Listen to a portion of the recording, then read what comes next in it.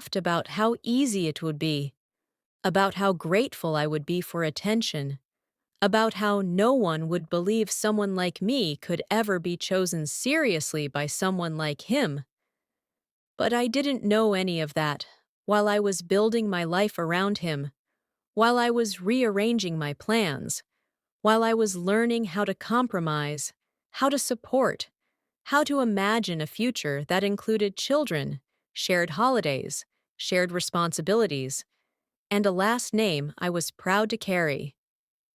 When he proposed, it was public, dramatic, filmed on multiple phones, surrounded by people cheering and crying, and I remember standing there shaking, overwhelmed, convinced that this was the moment my life finally made sense, that everything difficult and lonely I had ever experienced had led me to this.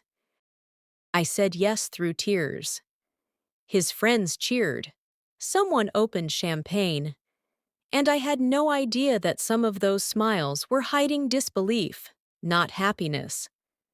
The wedding planning happened fast, faster than I expected.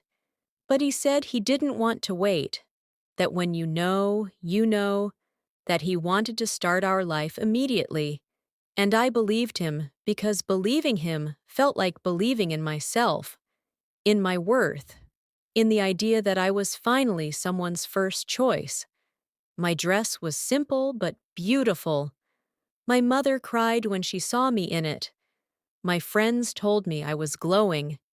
And on the morning of the wedding, as I stood in front of the mirror, adjusting the fabric, trying to calm my hands, I whispered to myself that this was real, that this was happening, that I was about to walk into a life where I would be loved and protected and chosen every day.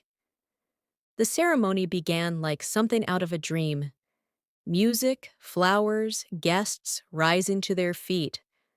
I walked down the aisle with my heart in my throat, my eyes fixed on him, on the man who was supposed to be waiting for me at the end of that path, the man who had promised me forever, the man whose ring I was about to place on my finger.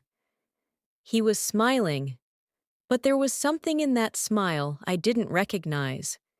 When I reached him, when I took my place beside him, when the officiant began speaking about commitment and partnership and respect, I felt strangely calm, like all the chaos of my life had finally resolved into this one clear moment.